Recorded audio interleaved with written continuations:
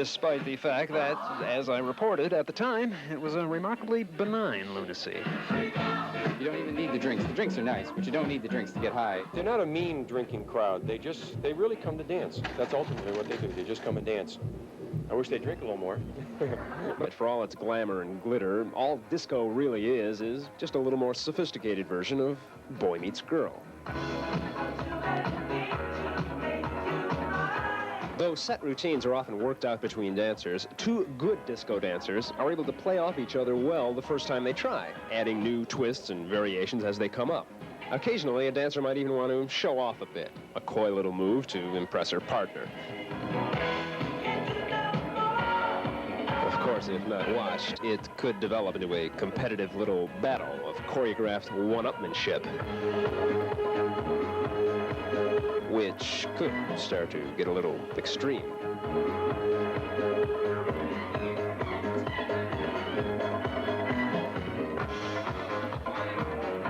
But still, it's the type of challenge that should not go unmatched.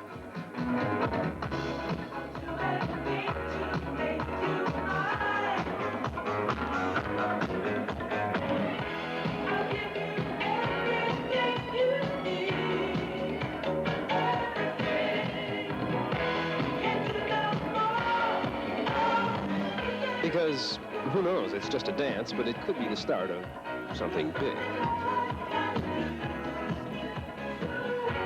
Of course, even though looking back, disco died soon after the 80s began, it quickly became clear that its spirit was to remain with us. For, as the decade moved forward, we reported on disco's ghost combining with, of all things, the fitness trends, which at the time was rising as fast as our cholesterol levels. The result, the ultimate health spa. A glitzy, dazzling Disneyland of fitness straight out of a Jack LaLanne fever dream is a whole new concept in exercise called an ESPRE Center. The ESPRE means experiential, social, psychological recreation exercise center. It's almost like a mall for fitness. We wanted to create an environment that would be unlike any other exercise facility in the world. The singles bars of the 80s are health spas, and that's really what we've designed it to be. Where you can choose to go in the drink or go for a drink, being one of the few gyms that has its liquor license, as well as a complete full-service restaurant right in the middle of this fitness center. This is more than a fitness center. Oh, yeah. This is a social, right. Remember what I said. Experiential, social, psychological, recreation exercise center. Well, it's still unusual. This is basically a fitness center with other attractions so that people will be more... But it was a glitzy fitness trend that the disco refugee would certainly have found comforting, along with a number of other 80s recreational activities, like bowling. That, we reported, was occasionally glamorized and energized with the same kind of musical, multi-hued adrenaline that not only provided for a new twist to a traditional pastime, but an opportunity for those same diehards to at least get some extra mileage out of some trusty old equipment. I heard you could dance and bowl, and I figured, what that? Because I love that. I love bowling and I love dancing, so I put both together. It's a party. We got the biggest dance floor anywhere right here. I mean, you can't find a bigger dance floor than what we've got. It's a different thing to do, to have fun.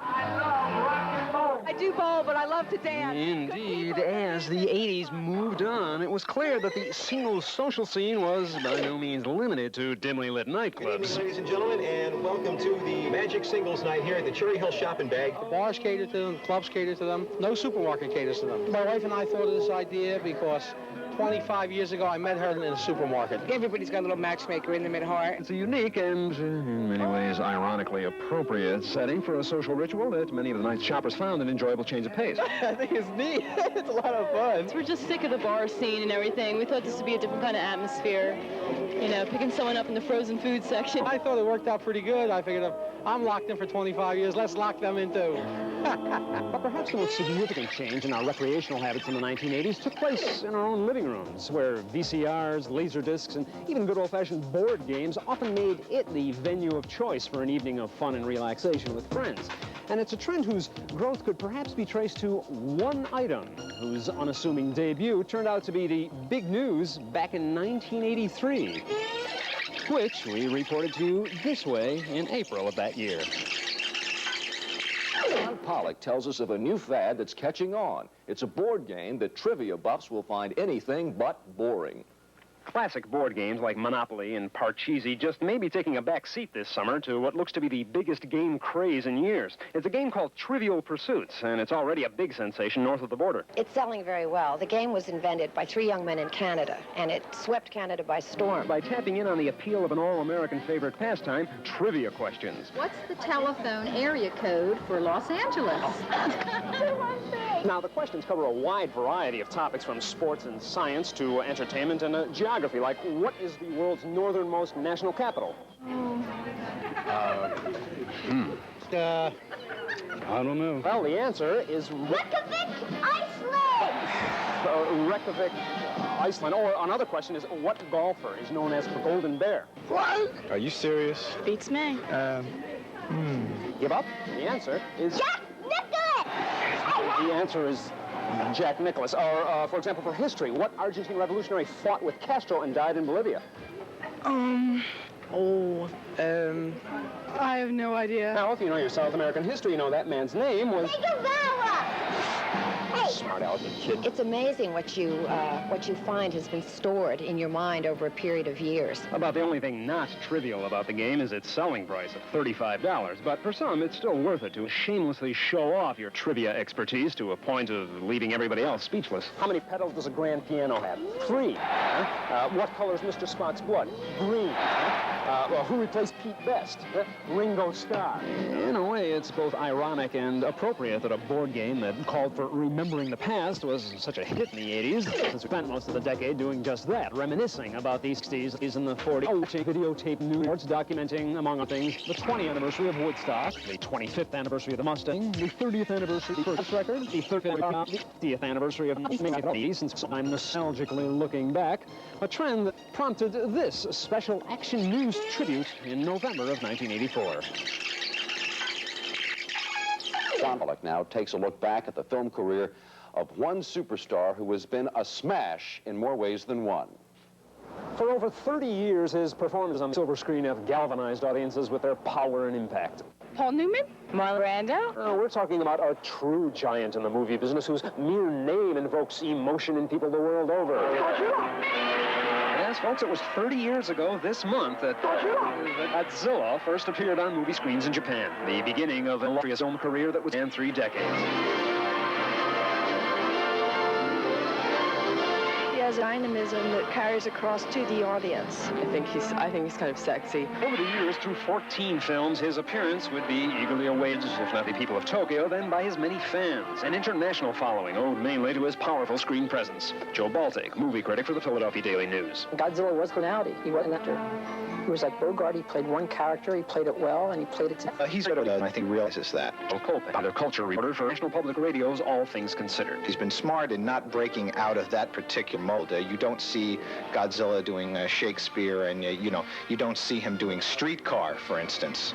It's just not that kind of career, and he's done very well by it. So much so that even today, 8 years after he made his last film, Godzilla models, fan magazines, even an upcoming film festival here in town are testimony to his lasting popularity and wide-ranging appeal. He's a tough guy, that's all. I don't think he's ever played a role where he's been on top. He's always tried to make himself better, and I just like that. And so it's in pride and tribute that we wish a happy 30th anniversary to Godzilla.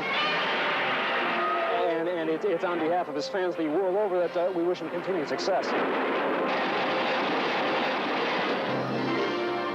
He loves to light the candles. When we return, we'll bring you another look on videotape at how we reported to you the latest news in electronic technology this past decade that has come to so change our lifestyles as together we rewind the 80s.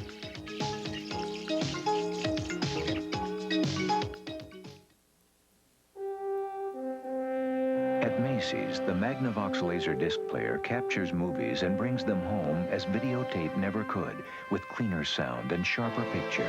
Magnavox at Macy's, changing the way you see electronics. At Macy's, the picture-in-picture TV delivers Magnavox's most brilliant image and the option to see a second picture. Innovative electronics without compromise. Magnavox at Macy's, changing the way you see TV. Announcing a new generation of owner satisfaction. We're so sure you'll love your new Oldsmobile, we'll let you return it within 30 days or 1,500 miles if you don't. Who else does that? Unlike some warranties, Oldsmobile's covers just one part. This is the part. Oldsmobile now offers roadside assistance around the clock, even in places where there aren't any clocks. The Oldsmobile Edge, there's nothing else like it. The holidays are a time for better values. That's why you should shop at Ames, where you'll save on E.J. Gaetano fashions. Save $6 on girls' fleece tops, or up to $10 on girls' jeans. And save on Mattel Little Miss makeup, $18.99, and PJ Sparkles, $23.88.